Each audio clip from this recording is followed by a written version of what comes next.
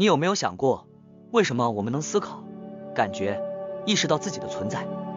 这些都是源自于一种神秘的力量，那就是意识。今天，我们来探究这个世界上最神秘的力量，以及它和佛教与道教的关系。何为意识？本文讨论的意识是指所有非物质、无形的思想、智慧、精神、意志、灵魂等，也就是中医所称的无形之气。在中华文化传统中，气是万物之始，宇宙之源及易经所称的太极，道家所说的道，佛家所称的真空妙有，也就是空有的概念。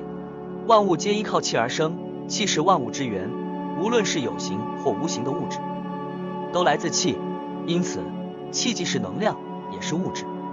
现代科学的角度来看，在物理学中的量子力学中，气可以被视为弦理论中的弦，一种振动的能量，构成物质最小的、虚空的能量的基本结构。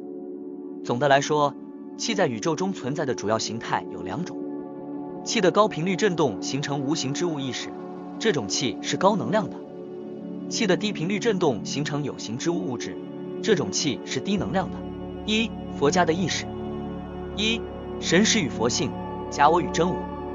神识是人类意识的一部分，包括了肉体感官的意识，如眼、耳、鼻、舌、身和意识，以及见、闻、觉、知等功能，能分辨和了解一切外境和自心。然而，神识并非真正的心灵，而仅是心灵的局部功能。当自性陷入迷惑的状态时，就会变成神识。自性是不生不灭、不垢不净、不增不减的，而神识也是不生不灭的。将迷惑转化为觉悟、觉醒和智慧是学佛的关键，这称为转识成智，也就是成佛。当神识变成佛性时，就成为了自性的觉悟状态，也就是觉悟和智慧的状态。而当神识陷入迷惑的状态，执着于自我，就会被称为无明，并被困在不能逃脱的轮回状态中。学佛最重要的一点是认识自己的自性，也就是真如本性、佛性、真心或菩提心。所谓父母未生前的本来面目，就是我们的自性，也是真正的自我，称为真我。相反，我们的肉体感官所感受到的六识以及对身心的执着，就是假我。二、神识与灵魂，轮回与因果律。佛家的神识与一般宗教所说的灵魂又有不同。人死后的灵魂是指由于对自我的执着而产生的微细物质组成的中阴身，并非真正的灵魂。这个中阴身只是一个过渡身，准备投胎到下一世。灵魂的一般解释是指人体大脑、骨髓、神经系统中的生物性机能，具备六元性，即佛家80中的前6识，包括眼识、耳识、鼻识、舌识、身识、意识。这些6识会随着人体的消亡而失去，但并不代表灵魂就灭亡了。灵魂会寻找下一个载体，即所谓的投胎转世。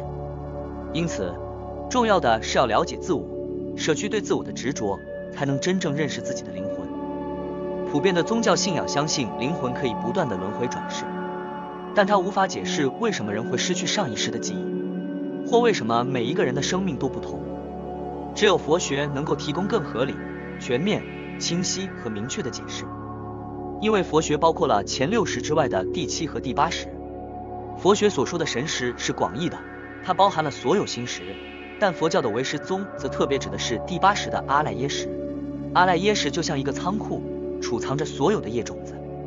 当种子成熟时，它就会现形，而现形的种子又会成为新的种子，如此不断循环，推动着人在6道中轮回。由于阿赖耶识中储存的种子不断的变化，因此同一个神识不断的投胎，但每一个种子现行得到的果报都不同，这就是为什么每一个人的生命都不同的原因。前世的记忆也会随着旧种子的现行结束而消失。以形象的比喻来说，神识就像是一条不断奔腾的河流，虽然是同一条河流，但里面的物质却每时每刻都在变化，内在和外在都不相同了。这就是神识和灵魂之间的区别。由此可见，佛学对意识的见解、灵魂的轮回、生死循环以及因缘果报、因果律等，都具有极高的科学性和智慧性。二、道家的意识。一、阳神、阴神与元神、食神。道家有阳神、阴神、元神、食神之分。阳神、阴神细分就是三魂七魄。三魂即天魂、地魂、人魂，七魄则对应着人体的7个脉轮。元神是指在三魂统一中有一点真阴，食神是指后天所形成的支见，相当于佛家的第6意识，但作用不完全一样。2. 灵魂与中阴身、一生身。阴神、阳神其实都是佛教里所讲的一生身，而投胎转世的灵魂在佛家里是指中阴身、一生身，两者内涵有所不同。在道家里则相当于食神，但投胎转世生出的是阴神，不是阳神。阴神是无形无相，只有自己能感觉到，外人却看不见的。阳神是有形有相，别人也能看得见的，但两者也都是假象。3. 灵魂出窍。人们常说的灵魂出窍，在道家里分为阴神出窍与阳神出窍，两者有什么不同呢？有些人在冥想或睡眠中，偶然会经历到意识从身体中分离的情况，能够看到自己身体在打坐或睡觉，而且观察得非常清晰，但这个人并没有死亡，身体仍在正常呼吸。这种现象被称为真正的灵魂出窍。灵魂出窍是偶然发生的，类似于清明梦，但也有人通过修行能够自主地实现灵魂出窍，例如星体投射，而且能够随心所欲，视为阴神出窍。而阳神出窍是当一个修炼功夫的人能够达到神气合一的状态时，他的灵魂就能随时离开肉体，进入另一个肉体，而不需要透过投胎的方式。通常是进入到一个刚刚死亡但肉体尚未腐烂的人或动物身体内，这种能力能随时进出身体，被称为阳神出窍。和天人、神仙一样，他们能以自身的精气神和元神配合，和意识配合而形成一个身体，这个身体是他们自己创造出来的生命，其寿命不是肉体寿命，但同样具有有形有相的存在。3. 佛家与道家关于意识之异同。1. 元神与佛性，阴神、阳神与神识。元神即原始的不生不灭之神，即佛家所说的本来面目。至于与佛家所说的真如佛性是不是一样，就要靠各个人的自悟了。元神是三魂中的那一点真阴，相当于佛家所说的无垢净识，亦即第9识的阿摩罗识。在密宗里则称为不坏明点，也就是永远不坏、不生不灭的那个佛性。阴神、阳神则都是染杂不净的，所以佛家的神识即心和识，唯识学则专指阿赖耶识，就相当于道家的阳神加阴神。由此可见，道家关于生命的论述其实与佛家有很多吻合和相通之处，但也有着本质的差异，因为道家和佛家修行的方法与路线不同，而在历史上就产生了诸多甚为典型的僧道趣闻。佛家常常嘲笑道家说他们只注重延寿，而不关心道德修行，这是修行上的第一个问题。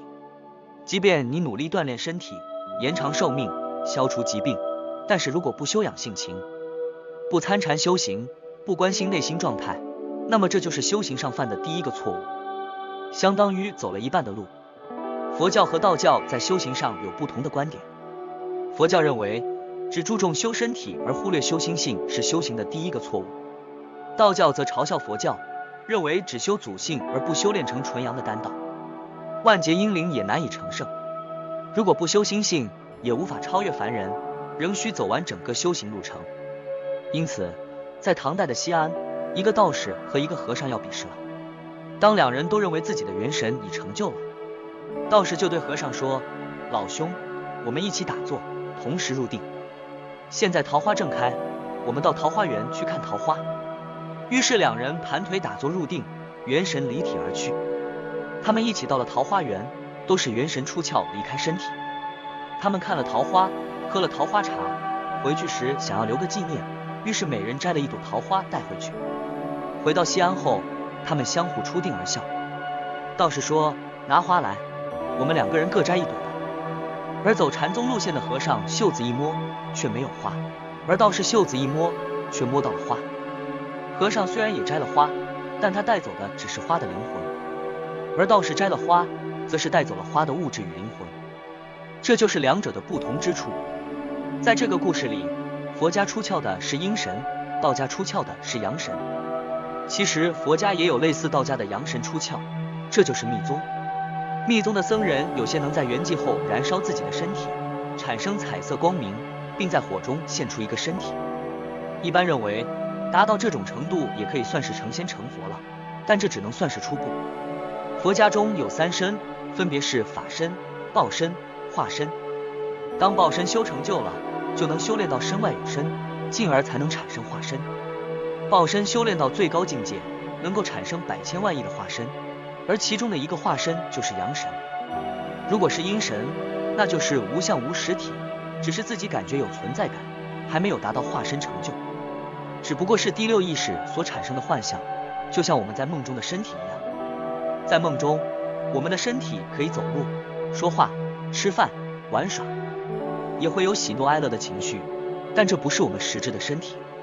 在这个探索意识之旅的结束，我们了解到无形之气的能量，以及佛教和道教对于意识的理解有着异同之处。但是最重要的是，我们学会了欣赏和尊重这种神秘的力量，并且更深刻地认识到自己和这个世界的连结。谢谢大家的收看，我们下次再见。